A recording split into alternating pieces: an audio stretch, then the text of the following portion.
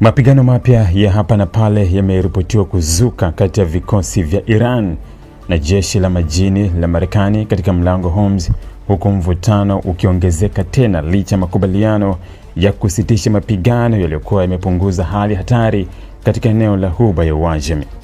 Shirika la habari la Fars News limeripoti kuwa kwa zaidi ya saa moja vikosi vya Iran vimekuwa vikikabiliana na meli za kivita za Marekani katika eneo hilo muhimu la kimkakati duniani.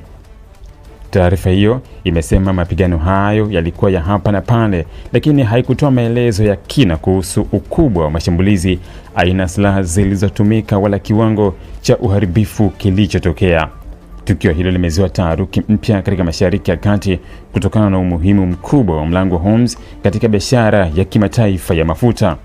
Njia hiyo nyembamba ya baharini inaunganisha Ghuba ya Uajemi na bahari ya Oman ndio hupitisha sehemu kubwa ya mafuta yanayosafirishwa duniani kila siku.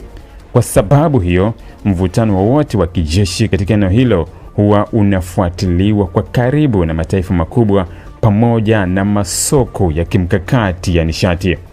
Mapigano hayo mapya yanakuja saa chache baada ya Marekani na Iran kurushiana mashambulizi katika eneo hilo usiku uliopita, hali iliyozusha hofu kwa makubaliano ya kusitisha mapigano yanaweza kuvunjika kabisa.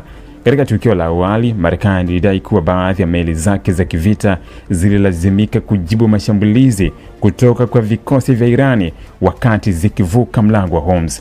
Rais wa Marekani Donald Trump amesema kusitisha kwa mapigano bado kunaendelea licha ya mashambulizi hayo mapya.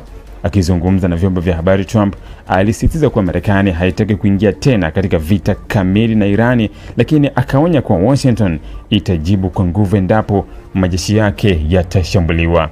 Vyombo vya habari vya Iran vimeripoti kuwa vikosi vya majini vya nchi hiyo pamoja na walinzi wa mapinduzi vimewekwa katika hali ya juu ya tahadhari kufuatia ongezeko la uwepo wa meli za kivita za Marekani karibu na pwani ya Iran. Wachambuzi wa masuala ya kijeshi wanaeleza kuwa hali katika mlango wa Hormuz imekuwa tete sana kutokana na msongamano mkubwa wa shughuli za kijeshi kutoka pande zote mbili. Marekani imeendelea kuimarisha uwepo wake wa kijeshi katika eneo la Ghuba ya Uajemi kwa kutuma manowari, meli za kivita na ndege za kijeshi, huko Iran ikiendelea kufanya doria kubwa za kijeshi katika eneo hilo. Ili kuwa mwanafamilia bora wa Global TV, usisahau kusubscribe, like, kushare na kucomment. Baada ya kusubscribe, bonyeza alama ya kengele ili kupata taarifa kwa kila video inayopanda Global TV Online.